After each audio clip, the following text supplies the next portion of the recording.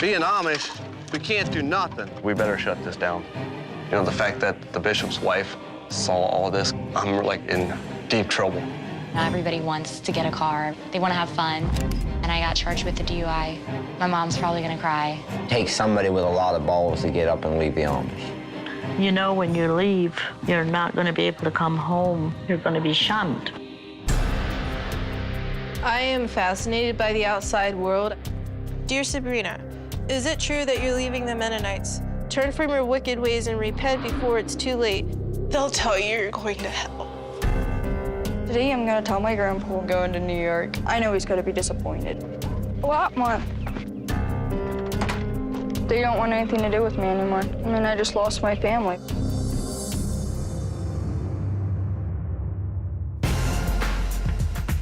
My first day in New York. Holy. It's my first flight. I'm starting to get a little nervous. I would never say that to somebody's face. Wow. I've always wondered what it would be to drive a car. What's the call? I want to go to New York because I've always dreamed of being a model. Dang, you look hot. I just need to find out who I really am. And I want to wear what I want to wear, and I want to have fun. I definitely want to get to know her a little bit better. If I go to New York City, you know, and decide not to stay Amish, I'm gonna be on my own. Party! You guys want to act like sluts, go for it. What are they trying to accuse me of now? I hate drunk people with a passion. Damn, leave me alone. I had no idea what kind of people they were. She can either grow up or go home. I just want to go home. At this point, I have no idea what's going on. You're totally hot. It was overwhelming. Ow. Gabe and Rebecca are shacking it up. Everything has changed.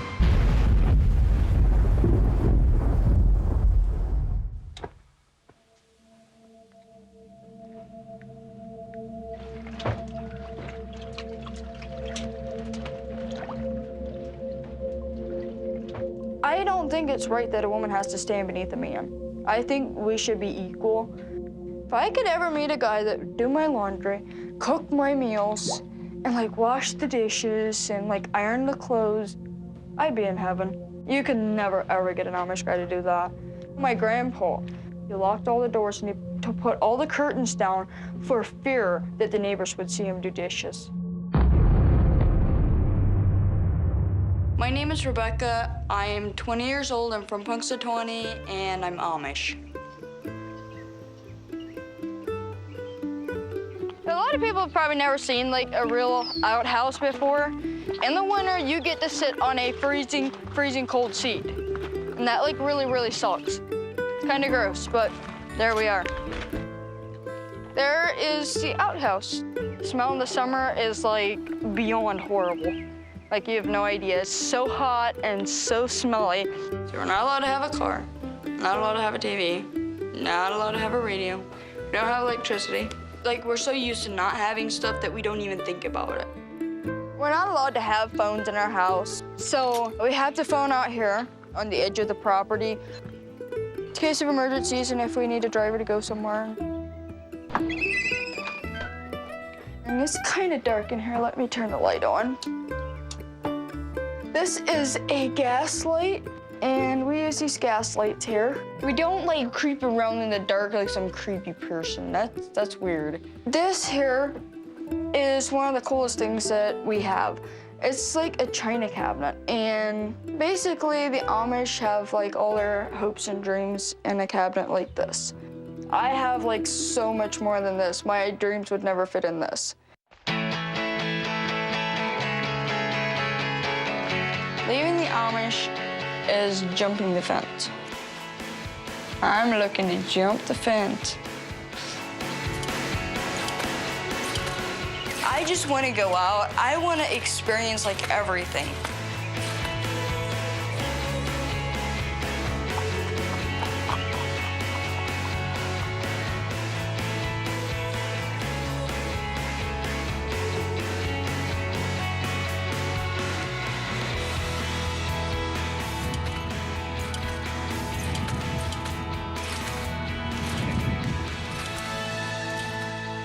That's what we do after work, you know, if we do have time.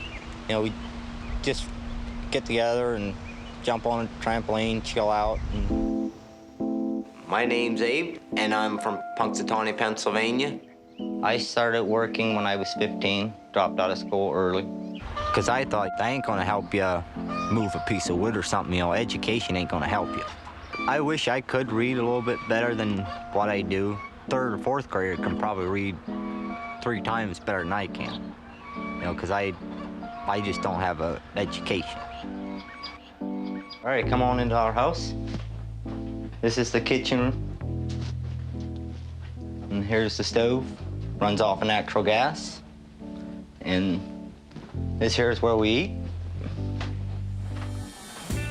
And here's the living room. This here is my mom, Mary. And this here is my sister, Ella. And that's my brother, Andy. The last time I had fun was probably 2 years ago.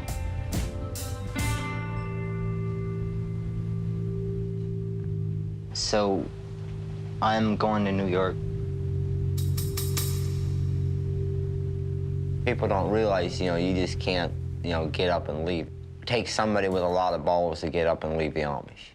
You know, when you leave, you're not going to be able to come home and eat with us again because you're going to be shunned.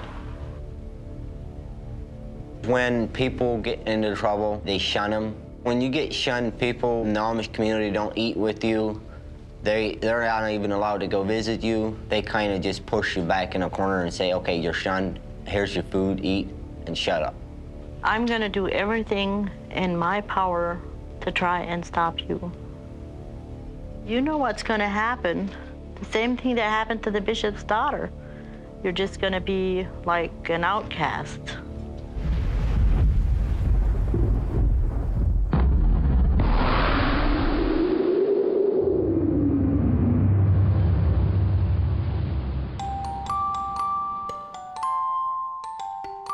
I'm Kate. I'm 21 years old. I'm from Lancaster, Pennsylvania.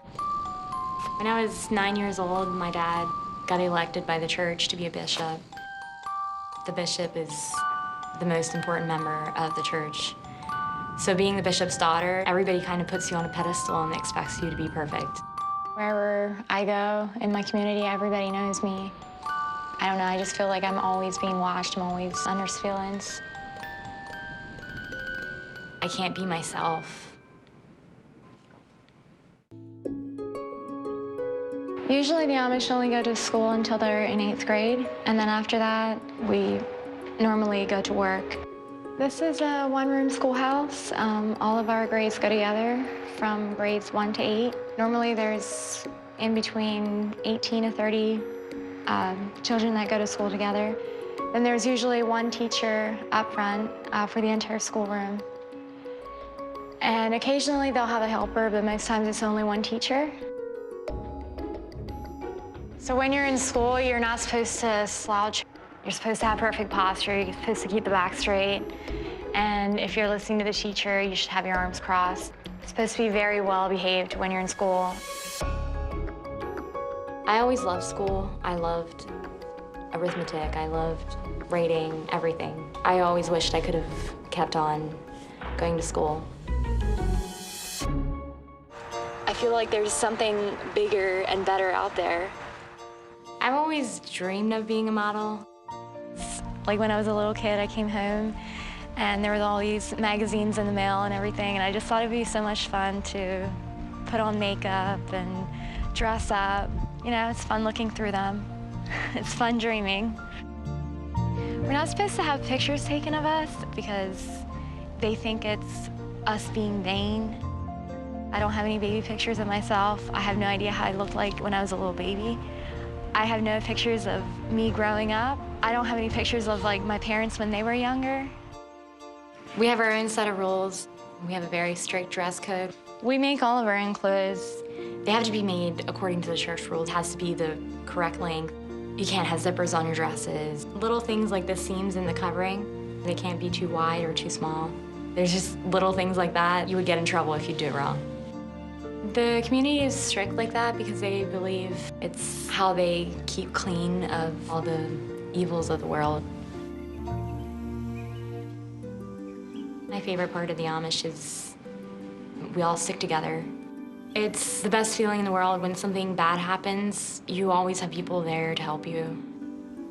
I grew up in the country and I've lived at the same place since I was born. And then one day I got into trouble.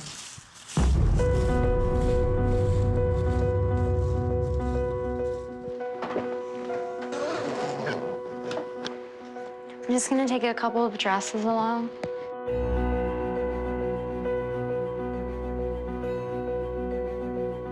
He just freaked out and he's like, no, you just gotta go. You gotta get out.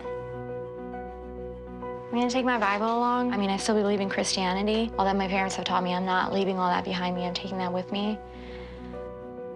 So he kicked me out and I really had no place to stay. So I decided to go to Florida because I didn't know where else to go. Some of my Amish friends live down there. There was an Amish community down there. I just had no idea what I was getting into.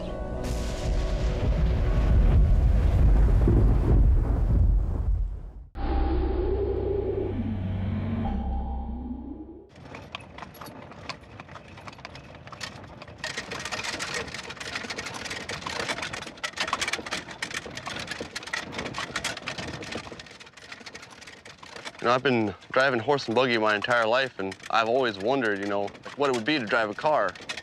I mean, when you want to go somewhere with the car, you know, like a driver going 5 miles, you know, it takes a couple minutes, and with the horse and buggy, it might take half an hour. And it's ridiculous. My name is Jeremiah, and I'm from Holmes County, Ohio, and I'm Amish. I did think about driving a car ever since I was little. Growing up, I was always, you know, sitting on the porch. Just watched cars go past and drew pictures of them. There's 7 kids in the family. 5 of us are adopted, which I'm one of them. So I wasn't born Amish. This is the lawnmower here. Kind of hard work. We don't have the gas-powered motors or nothing. Some people have those, but this is what we got to put up with. Being Amish, like, we can't do nothing. Do everything the hard way. And first of all, you know, I was adopted, and I got kind of thrown into this Amish crap, and you know, it's not cool. I've always wondered, what would it be like if somebody else would have adopted me, you know, like some English person.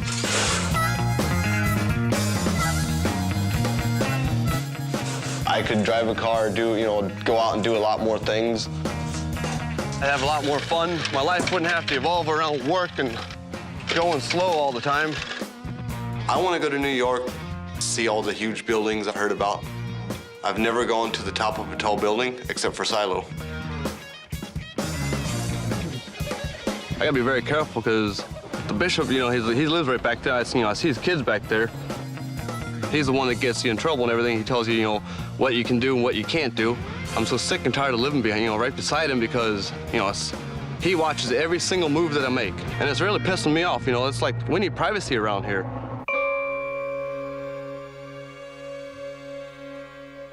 My dad has a farm, and the farm's doing very good. So, you know, I'd be set for life, you know, as far as money and jobs and everything else. But if I go to New York City, you know, and decide not to stay Amish, I'm gonna be on my own. We've been in all my dreams, but they haven't all been bad. I've been thinking about the good times, honey, that we never had. Songs we never sung, flowers that never grew. Why should things be dark and gray when the sky is bright and blue? Being with chickens day in and day out, you kind of get used to it after a while. They all look a little different, and they all have different mannerisms. They're kind of like people. Some are grouchy, some are friendly. I sing to them sometimes. They don't really talk back, they just cluck, so. Hi, I'm Sabrina. I'm Mennonite, and I'm from Lancaster, Pennsylvania. Being Mennonite is different than Amish. You're allowed to drive cars, and you're allowed to have electricity and modern conveniences. I really want to go to the big city because this is pretty much what I do. My dream is to figure out who I am as a person and not be defined by other people's viewpoints and ideals for my life. I have always had like these dreams of things I want to do. I want to sing. Like I really, really want to sing, and I can't share my singing with anyone because it's looked down on as showing off. My biological family is a Mennonite. I was adopted when I was a baby. My mother was Italian and my father was Puerto Rican. When I was younger, I got made fun of a lot for being adopted. I never really felt like I belonged in the Mennonite community. I tried so hard to live up to their expectations. I was the most miserable person, and I can't do it. I started to get hate mail when people found out that I wanted to leave the Mennonites. They wrote some very mean things to me. They're relentless, they don't understand. They'll do anything they can to stop me. I have some of the mail right here. Dear Sabrina, it is with grave concern I write you. Is it true that you're leaving the Mennonites? Whatever possessed you to do that? You are in danger of hellfire. For rebellion is the same as witchcraft in God's eyes. Turn from your wicked ways and repent before it's too late. Please heed this warning, praying for your soul. They'll tell you you're going to hell. And it's really hard because you want to love God. I'm really worried about going to New York because I know that there's really no turning back. When you're Mennonite and you leave the community, they don't shun you like the Amish. They turn their backs on you. They won't talk to you anymore because they're afraid. If they associate with you, then everyone else will think that they're going to hell. I'll lose a lot of my friends. If I sacrifice everything I have and then it doesn't work out, I have nothing.